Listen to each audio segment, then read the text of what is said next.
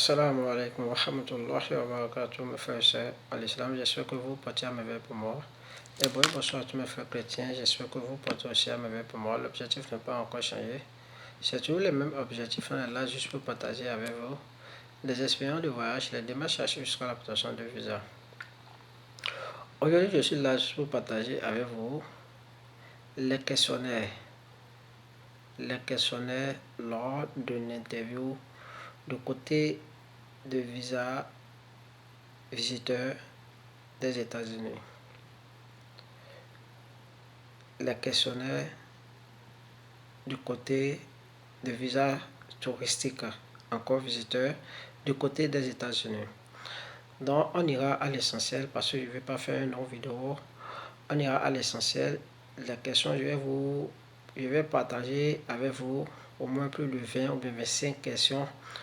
Donc, parmi ces questions, ce sont les questions qui viennent toujours lors d'une interview de côté de visa visiteur des États-Unis. Donc, pour continuer cette vidéo, on se retrouve après le générique.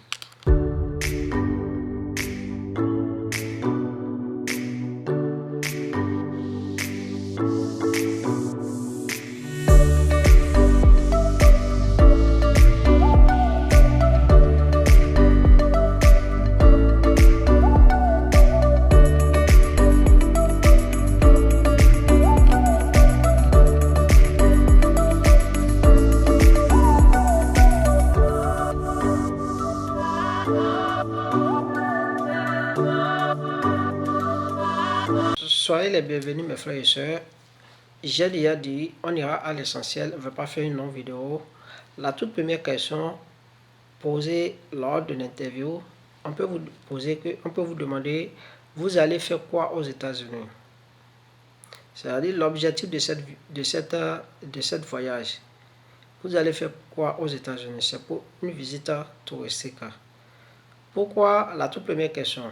La deuxième question, on peut vous demander pourquoi vous voulez visiter l'endroit que vous avez choisi. C'est-à-dire, dans la première question, je pars à New York, comme exemple, je pars à New York, je pars à Washington, je pars à tel endroit pour faire la visite.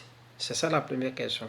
La deuxième question, on vous demande pourquoi vous voulez visiter cet endroit, c'est-à-dire Washington. Pourquoi vous voulez visiter Washington, c'est-à-dire cet endroit? Parce que il y a telle chose, c'est pourquoi je voulais visiter cet endroit.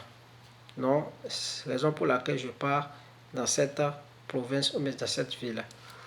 La troisième question, on peut vous demander, vous faites quoi dans la vie?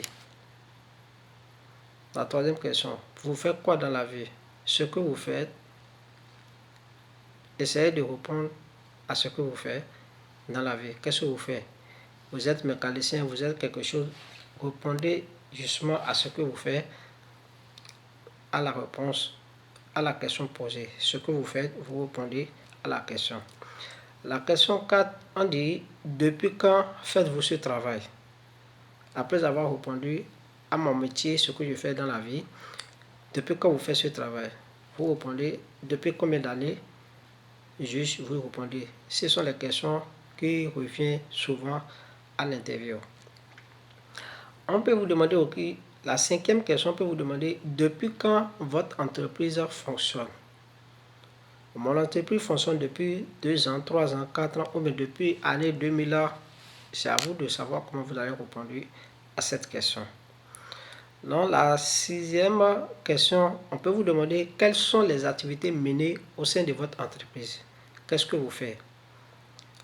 Toutes ces informations, c'est déjà dans votre registre de commerce ou bien dans le truc de votre entreprise, dans votre société, là où vous travaillez, votre patron, ce qu'il fait. Toutes ces informations, si vous travaillez sous quelqu'un, ces informations, c'est déjà dans son truc, dans son registre de commerce du patron. Donc, vous allez essayer de dire les activités menées au sein de votre entreprise.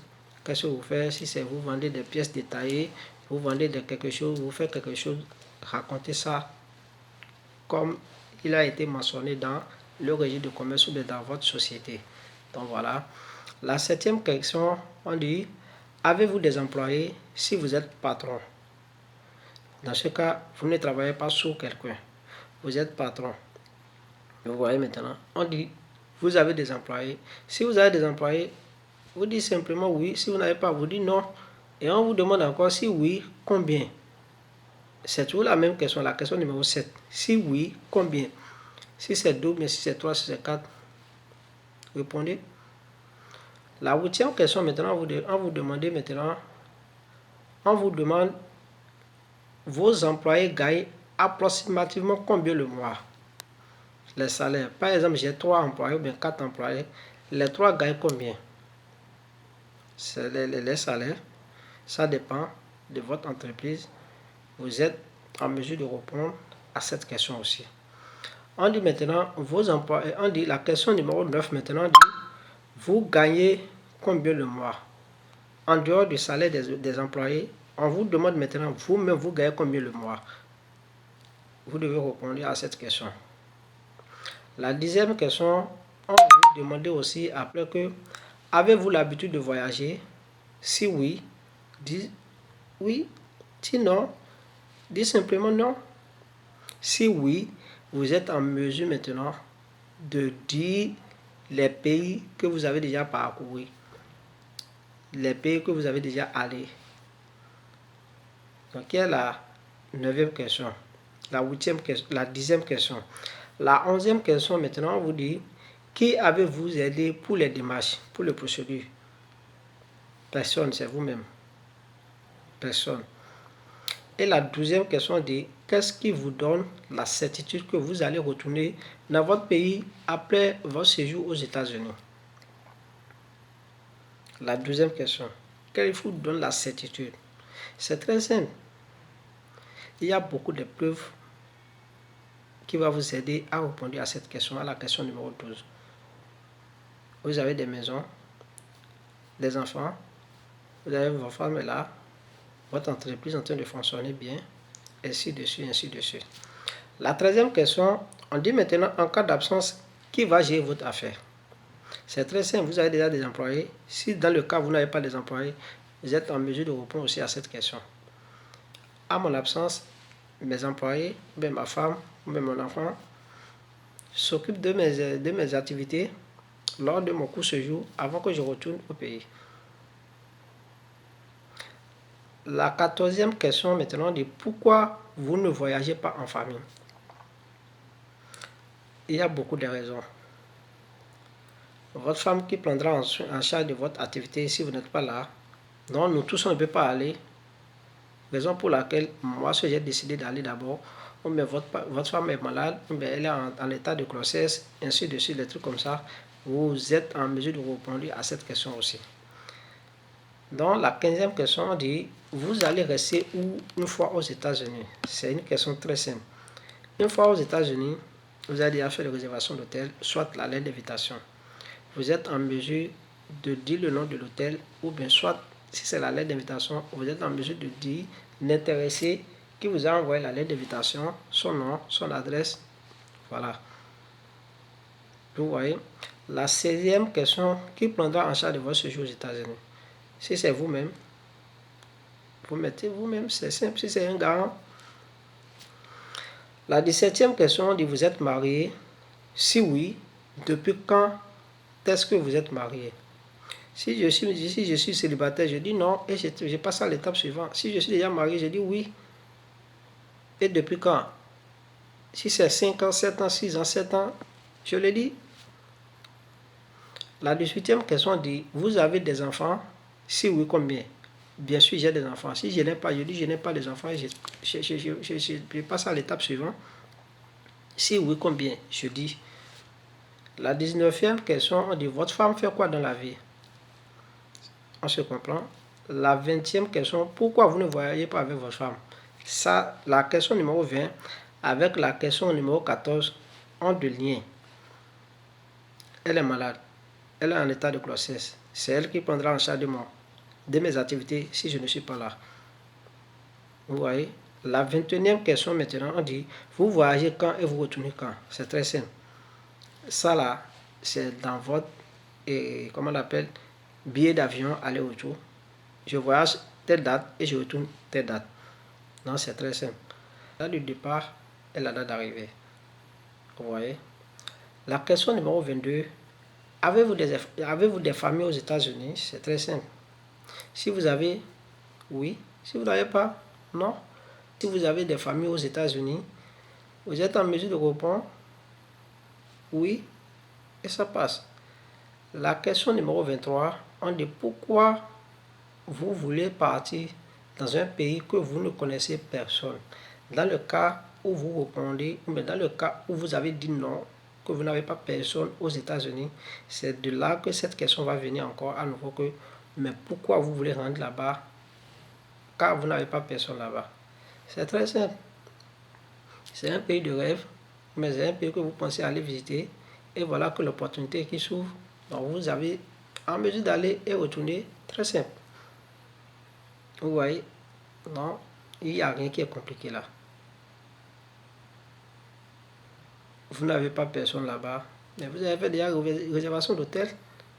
Le cas où vous avez déjà lettre d'invitation, donc vous avez quelqu'un déjà qui est la personne. Dans cette question numéro 23 là, ou bien le numéro 22 là, a déjà un lien avec la question. Il y a une question qui est en haut là, qui n'est pas de quelqu'un de votre pays aux États-Unis. Voilà, où vous allez rester aux États-Unis. Voilà, la question numéro 15. La question numéro 15 avec la question numéro 22 a aussi de liens. Vous voyez maintenant, donc, la question numéro 23, pourquoi vous voulez rentrer là-bas? Parce que vous n'avez pas personne là-bas. Si vous avez des gens là-bas, donc vous répondez que oui, cette question ne reviendra plus. Vous voyez, cette question ne va plus jamais encore revenir. Mais dans le cas où vous n'avez pas personne, cette question, on peut vous demander ça. Donc vous êtes en mesure de répondre ça. Vous êtes en mesure de répondre à cette question. Vous voyez, vous êtes en mesure de répondre à cette question aussi. Que oui, vous n'avez pas personne, mais vous avez déjà fait une réservation d'hôtel. Et c'est un pays aussi que vous avez l'habitude, vous avez beaucoup rêvé d'aller. Et voilà que vous n'avez pas l'opportunité dans le temps. Maintenant, l'opportunité s'ouvre et vous voulez aller et revenir. Et c'est simple. La question numéro 24 maintenant, on dit combien votre budget de voyage? Vous êtes en mesure de dire le budget de votre voyage. La 25e question maintenant, on dit comment allez-vous subvenir à vos besoins? C'est aussi simple. Vous êtes en mesure de répondre aussi à cette question.